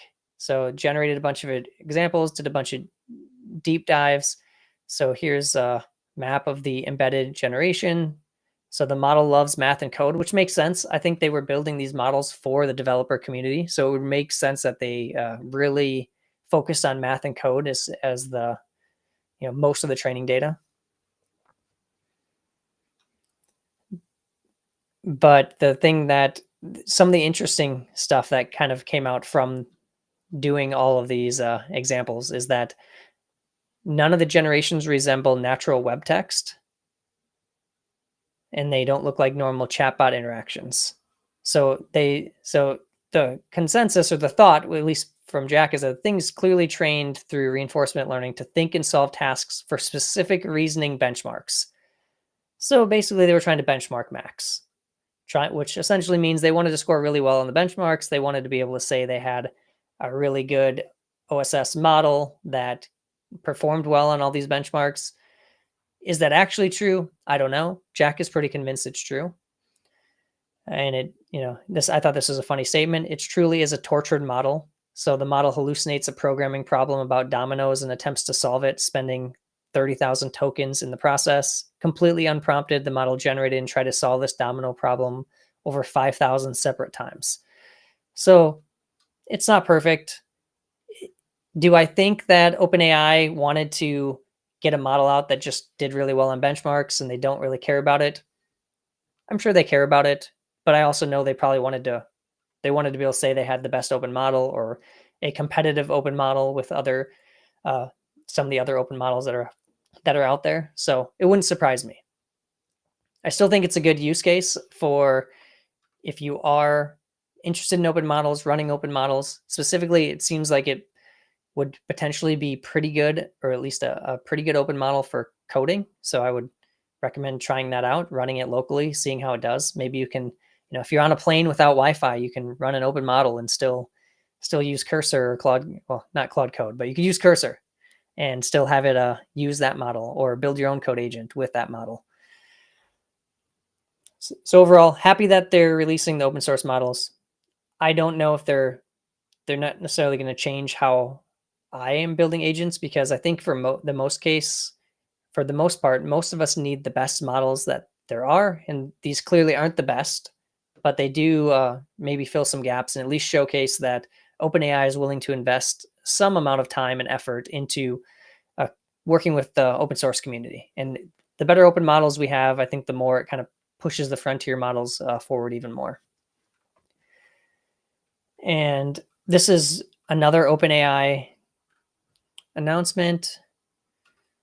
So they're providing ChatGPT to the entire U.S. federal workforce. So basically gives all federal agencies access to ChatGPT Enterprise for $1 for the next year. Doesn't say what it's going to be the year after, but $1 for a year of ChatGPT is pretty good price point. So it is. You can see that they're trying to get it used within the government, get access to the government for ChatGPT. Interesting announcement. I don't know what to make of it, but the government's going to be using ChatGPT. All right, so we do have some question. Does GPT OSS support image gen? I actually haven't tried it. I don't know if it supports multimodal. I'm going to actually do a look. I don't see any mention of it. I'm imagining maybe it doesn't. So not exactly sure. If someone else in the chat knows, does GPT OSS support image gen? I didn't ask it to generate an image, but my guess is it probably doesn't. There's a comment here. Roush G put it best. OpenAI by OpenAI. That's kind of funny. Shabir did ask, this is back, related to the hackathon, not necessarily OpenAI, but what were the judges focused while judging? It was, it was kind of creativity, the overall code quality of the template, the demo and what it showed. So it was a combination of a lot of different things that were kind of looked at when judging, but it was kind of those categories of creativity, the actual code and the code structure itself, and then the demo and the README, the documentation, all that was kind of packaged into that. So kind of across those three categories. So that's the OSS models, but OpenAI wasn't done last week. It was kind of like a launch week for OpenAI, I would say, of sorts. And let's talk about GPT-5. So first of all, if you're watching this and it's live, have you used GPT-5 yet? What'd you think? I will say when they released on August 7th, I tried it, and I think there was some issues with the routing agent that basically routes between the different models. and they fixed it, relatively quickly, but they did have some issues during the launch, I think. So people that tried it immediately, if you tried it right when it was launched, maybe go back, try it again, see if it's improved. I think it has. You can read about the entire, what it can do. One of the cool things it can do is build an app right within ChatGPT. So you can have it build an application. So if you are a Lovable fan or a Bolt.new or Replit, well, OpenAI is now, competing with you a little bit. I don't think it's definitely not as full featured, of course, but you can build applications now directly within ChatGPT. We can go through the, kind of the scores. The one thing I will note is, although it scores very well, this is the first GPT or OpenAI launch of a major model where they didn't win on almost every benchmark. They still didn't beat Grok in Humanity's Last Exam. There's a number of other benchmarks that they didn't. SweBench verified. They didn't beat Opus. So if you're Claude, or if you're Anthropic fan, Opus is still king, I believe. So it's a very good model. I will say, from based on the benchmarks, I do really believe it's a good model. It's a big improvement. But when you go from 3 to 4 to 5, you kind of expect this like huge jump. And I think from 3 to 4, there was a big jump. From 4 to 5, it's more incremental jumps. And I think, and I'll share an article here that kind of summarizes it way better than I can. But I think when you think about 3 was just kind of blew everyone away, right? That was ChatGPT's moment. 4 was really about kind of this mixture of experts. So it was like using multiple experts to kind of build the best response. And then O3 came and we had reasoning, and that was like another step up in what it could do when you added reasoning to the mix. And then with 5, I think the kind of the big innovation is it's like a mixture of models where it's not just one model, but it's almost like a routing agent or routing between these different models, right? So it's using the best model based on your request. So you rather than having to select that you want it to do research or to use a web browser, you just ask the question and it will, based on your response, generate, maybe a quick answer if it's a simple question, or maybe a very detailed, more complex answer if it is, needs reasoning, needs you to go out, or needs to go out and do some browsing, needs to do some deep research. So having that idea of like a single box that just does everything for you, you don't have to click any buttons. I think some people don't like it, but I do think that's the future. And so I think what GPT-5 proved to me is a couple things. And so some of these are, maybe some hot takes. But I think the age of drastic model improvements is temporarily over. I don't see, this was not, there was a lot of hype around GPT-5 probably 18 months ago when it was kind of mentioned that it was going to be this super intelligence. It's not that. It's an improvement of GPT-4 and improved on some of the other benchmarks against some of the other model providers. But it's not even best in class in everything. Maybe in certain things it is. So the idea that we're just going to keep getting, insane improvements on models, I think is over for now.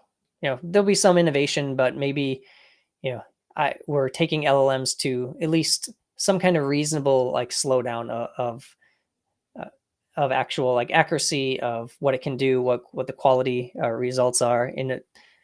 But I do think that over time, we'll probably come up with some new methods, and likely maybe there'll be some big step changes in the future. But for now, I think we're kind of not leveled off because every improvement does unlock new capabilities that weren't possible before. But I don't think we're going to see the big jumps that we were seeing before. And I think that's actually a good thing, because if you are building in this space, we are at Mastra, a lot of you are if you're watching this, it actually means that maybe the ground can settle just a little bit. And because of that, we can actually come up with like, what are the right patterns to use and to build upon what we actually have. Because when things are changing so drastically, it's kind of hard. You're building on a shaky foundation that's going to change and get ripped out potentially with any new innovation that comes out. And now, while I still think we'll see some of those innovations, I do think that maybe we can start building a little bit more standards. We can start figuring out what are the best practices and what use cases are actually achievable. So right now it's been largely driven on a lot of hype, but a lot of promise and possibility. And now I think we can start to figure out, like, what are the models good at today? What can they actually do?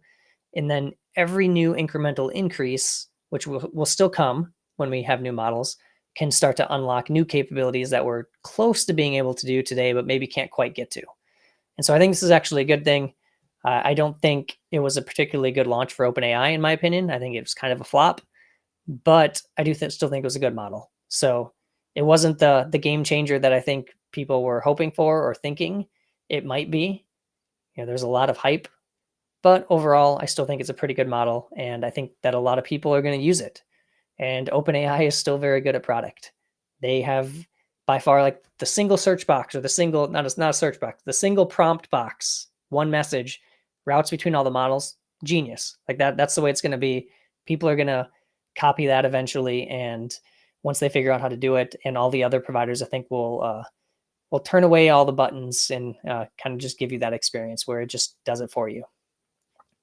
All right, so we have some messages. Zan Build says, can I build Mastra templates with AGUI? So a template isn't a front end, but you could easily build a template for the Mastra agent and then build some kind of front end in a separate repo that you link to say, like, here's the back end Mastra agent and workflows, and here's a separate repo if you want an example of how to build a front end using AGUI and Copilot Kit. So it'd be a cool use case, but technically a template can't ship a front end with the template. All right, so enough about, I guess one more quick GPT-5 mention. And I would recommend reading this article, GPT-5 Hands-On, Welcome to the Stone Age. It's from Late in Space. Just a good, more detailed, much more technical than I went into today. So I would highly recommend reading through this. It talks about, how it does on coding. It talks about the mixture of models. It's very detailed. And I think there's a couple, it might be like a series. There might be a couple posts in this GPT-5 series. They clearly had access ahead of time. And so they were able to spend quite a bit of time to kind of go through it, review it, and talk about it. So highly recommend reading this. I think it's just a good thing to subscribe to as well if you haven't. Let's talk more generally about AI news. There was a lot more than just OpenAI's launches last week. Anthropic did some things. First off, they released a what they call our framework for developing safe and trustworthy agents. It's more of like a policy. It was released on August 4th, so about a week ago. And it's more of just like principles, right? Like how they think about building. It's more of a stance. They're taking a stance, which is good. Their kind of core principles are keeping humans in control while enabling agent autonomy, transparency of agent behavior, aligning agents with human values and expectations, protecting privacy across extended interactions, and securing agents' interactions. All good principles. I think no one's going to disagree with that. You can definitely read through this. It reads kind of like a little bit of a, idealist view of what they want when they're trying to build agents, at least how they're thinking about it, with Claude Code. So I'd recommend, reading it. It's good to see. Not much more to say about it than that, but overall, a good article. Take a look. Next, a bit bigger of an announcement was Claude Opus 4.1. So if you have not tried this yet, I use Opus in Claude Code. It's very expensive, but it does good work. And I will be using Opus 4.1 as well. And you can see that the Swebench verified results, what the accuracy is between Sonnet 3.7, Opus 4, and Opus 4.1. So you can see it's the changes are a little bit more gradual, but it's still an improvement. And overall, I believe, and anyone in the chat, correct me if I'm wrong here, this is now the best in class coding model. I don't think GPT-5 beat it out, but again, GPT-5 is a good model. Opus is still a little bit better. The difference is Opus is much more expensive. So you might be able to get by with GPT-5 and it's going to be a lot cheaper for you. But Opus is still, in my opinion, based on me playing around with it, but also on what I've seen online, still quite a bit better.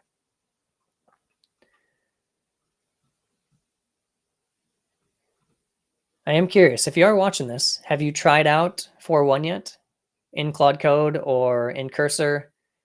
Any thoughts, any comments? Drop a comment in the chat and let me know. We have more AI news, this time from Microsoft. Microsoft has a Copilot Kit announcement. This was on August 5th. An improved pull request review experience. So we mentioned and kind of joked about Greptile, and we also mentioned about the Mastra template earlier that allows you to build your own GitHub pull request agent. But GitHub Copilot is, of course, there. Some of us at Mastra have been testing it. But you can basically talk to Copilot Kit or not Copilot Kit, Copilot, getting my Copilot messed up, but you can talk to GitHub Copilot and actually just say, hey, at Copilot, can you do something for me on this PR? And then it'll actually do it. So you can tag it. It'll go ahead and try to accomplish the task for you. It'll run in the background and do it. And if you are using, I'm curious if anyone's listening are using Greptile, have you using Copilot in your GitHub PRs? How are you reviewing your PRs?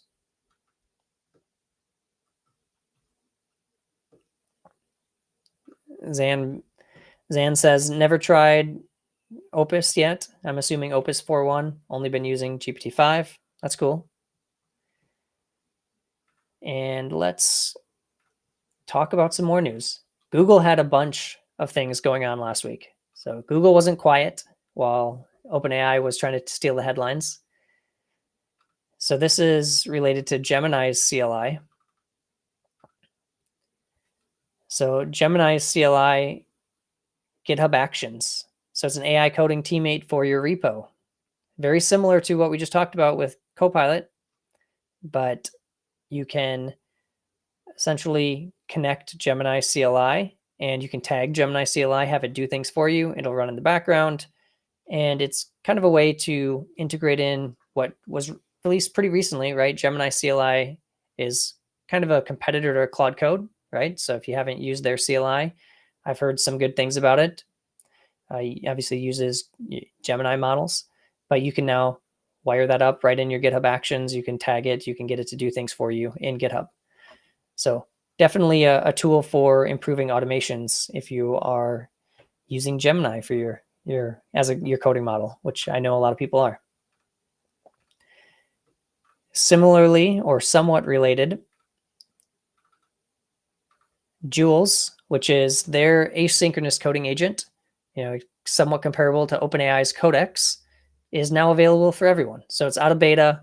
It's launching publicly. It's powered by Gemini 2.5.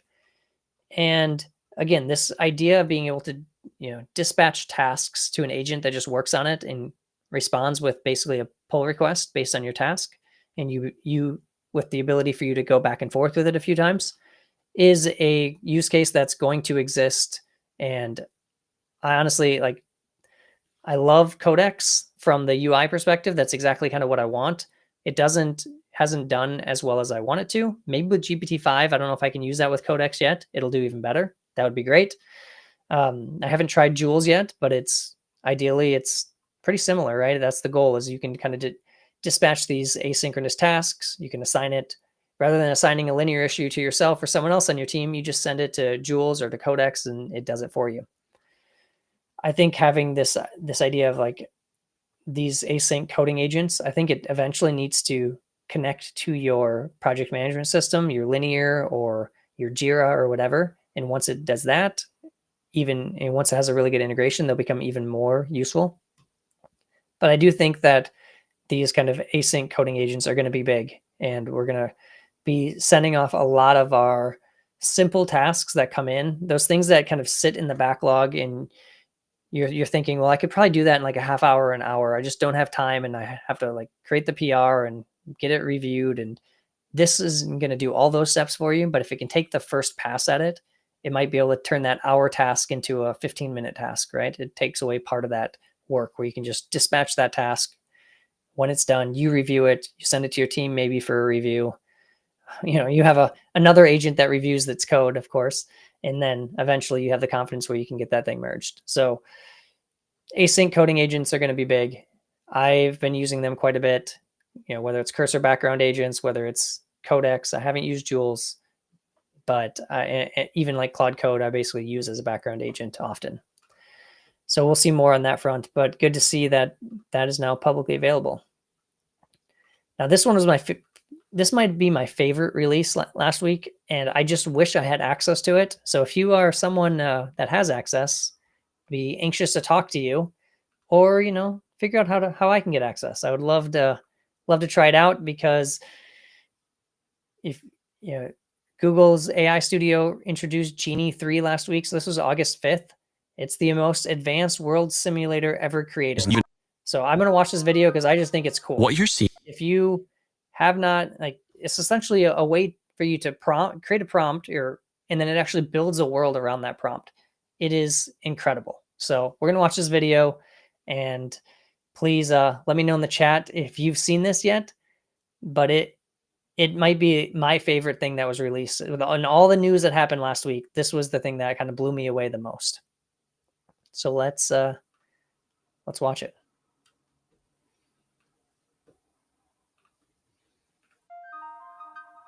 What you're seeing are not games or videos. They're worlds. Each one of these is an interactive environment generated by Genie 3, a new frontier for world models. With Genie 3, you can use natural language to generate a variety of worlds and explore them interactively, all with a single text prompt.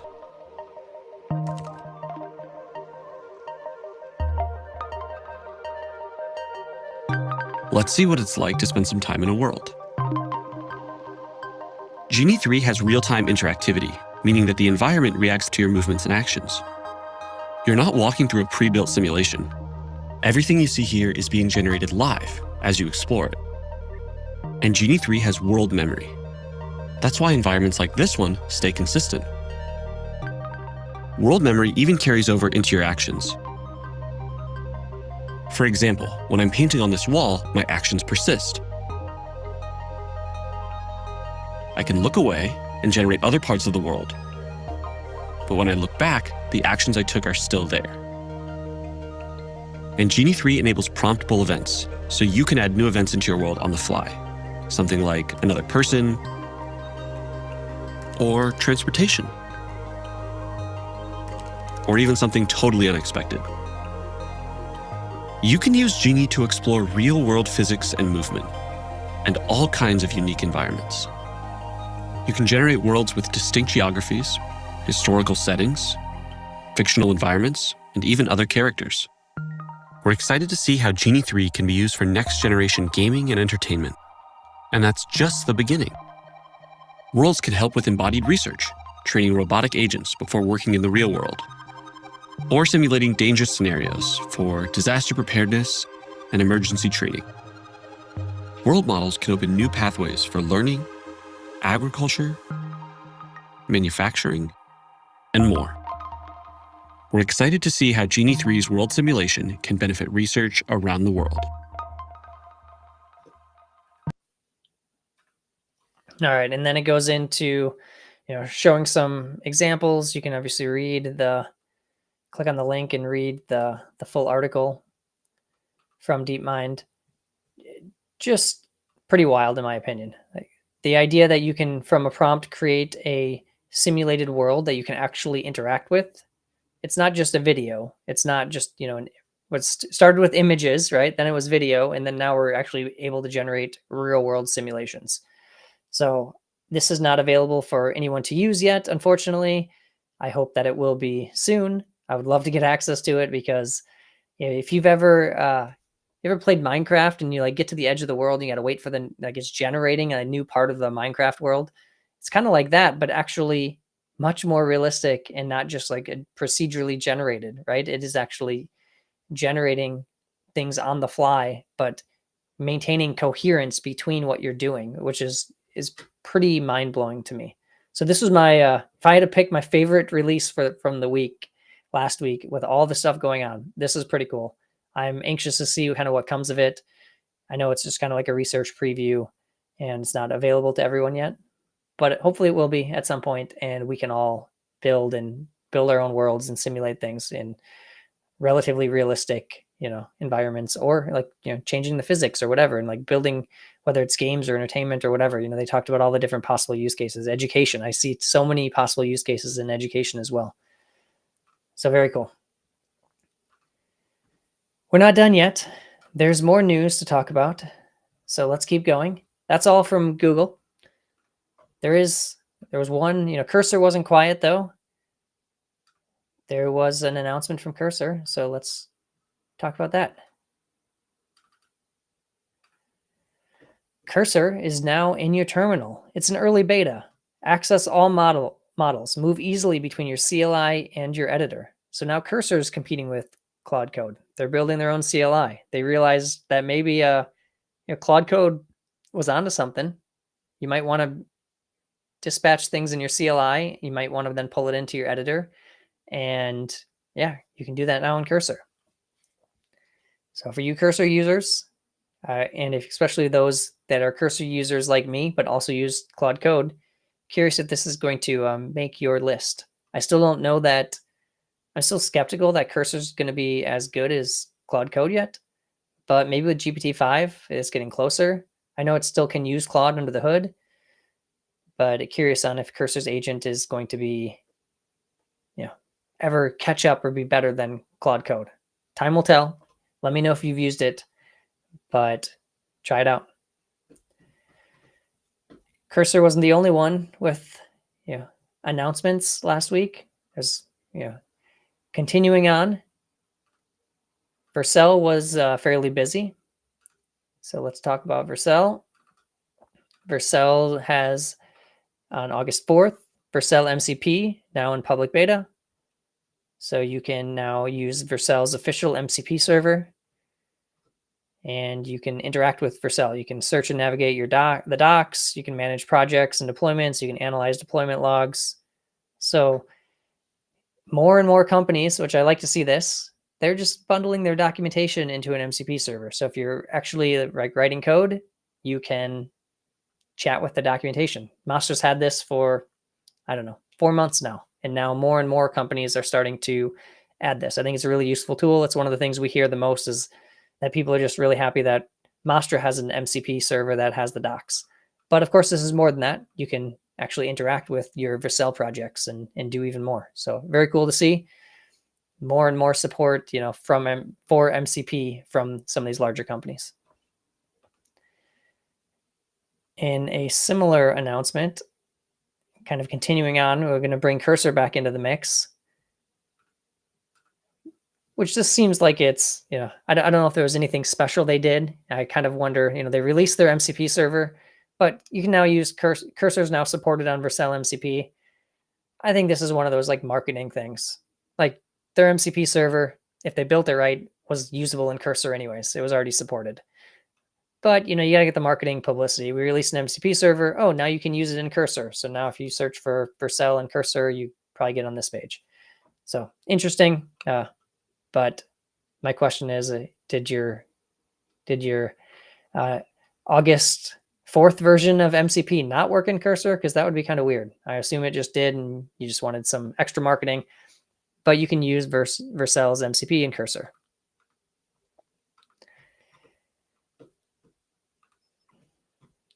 One more, this was kind of a, let's say there's a little contention last week with Vercel.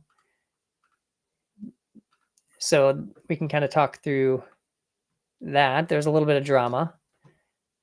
And this was with AI SDK and their AI SDK's provider architecture. I think there's a little comments from people on, OpenAI or OpenRouter isn't an official AI SDK provider. There's a pretty good post here though from Lars explaining that AI SDK has an open provider architecture. It means that anyone, they'll have some official providers, but you can obviously submit your own.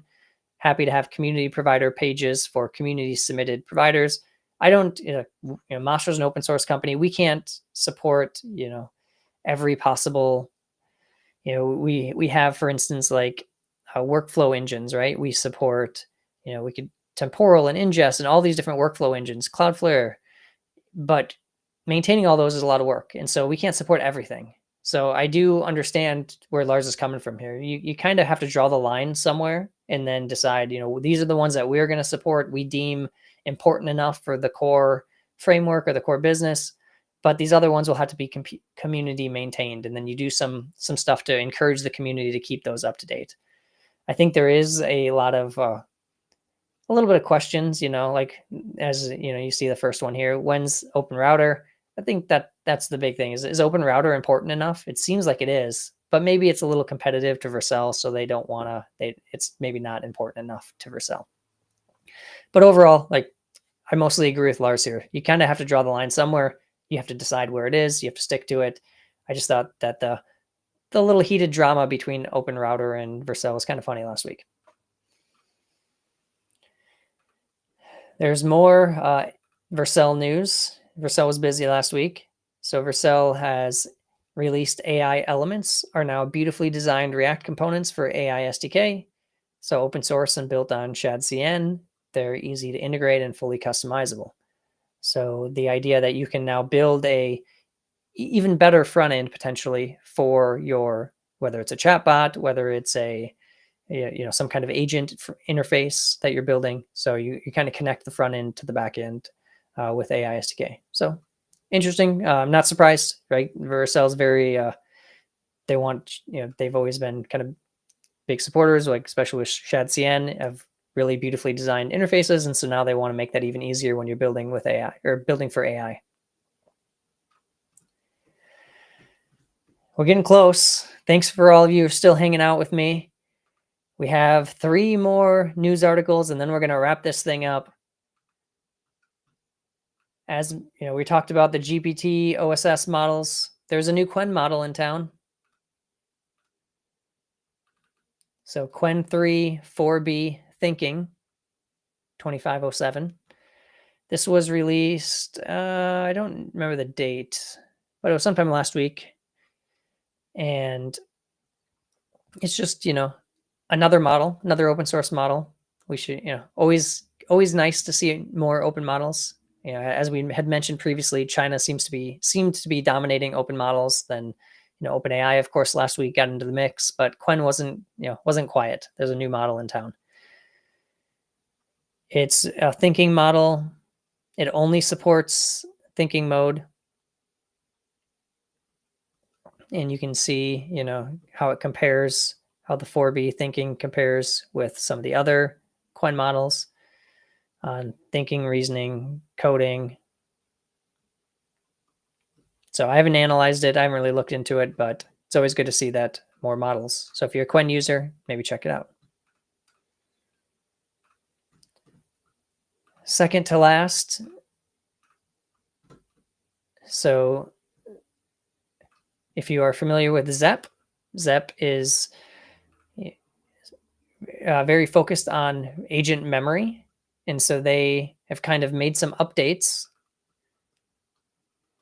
Context engineering takes center stage. So they're, for those of you that have kind of been through it, first it was prompt engineering. Now people are calling it context engineering. I think context engineering is better, but they talk through, what context engineering is. They give some examples of why they think context engineering is better than prompt engineering. But then they also talk about, how Zep connects and helps you actually do this context engineering, right? And you kind of see where Zep kind of fits in, at least in their diagram. So they have like a V3 and they made some changes from V2 to V3. So if you're using Zep, some improvements, some like kind of centering around this this idea of just really helping with context engineering. And last but not least, this one is just a fun one. Not much to say other than I just thought it was interesting.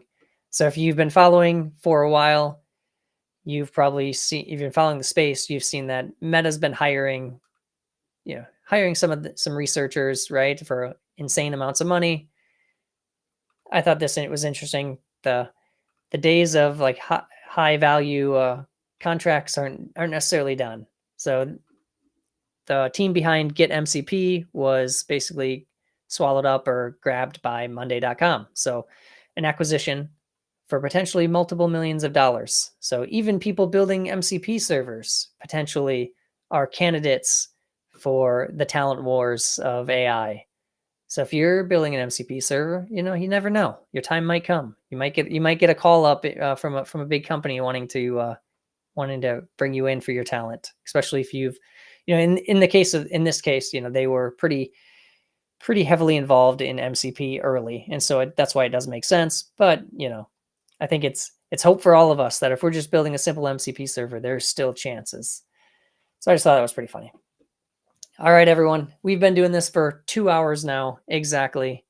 Look at that. It's like we almost planned it to end at 2 hours. I appreciate you all for sticking in. I appreciate anyone that submitted hackathon. We went through a whole bunch of hackathon submissions today. We watched a ton of videos. So if you're just tuning in now, go check out some of the hackathon submissions.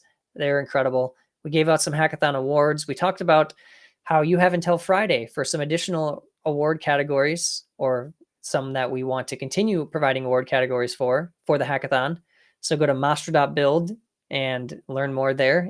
And please join the Discord if you have questions. There's a Mastra build channel in our Discord. We talked through the OpenAI launches last week, specifically GPT-5 and the OSS models. We talked through a whole bunch of AI news from Anthropic to Microsoft to Google to Cursor to Vercel to Quen to Zep, and even the talent acquisition war of AI. So thank you all for tuning in. This has been AI Agents Hour. Please check out Mastra if you haven't already. Please follow me on X, smthomas3. And if you don't have a copy of this book by my co-founder, Sam, you can get a digital copy by going to mastra.ai/book. Learn about building your own AI agent. Thanks everybody for tuning in, and we will see you next week. Goodbye.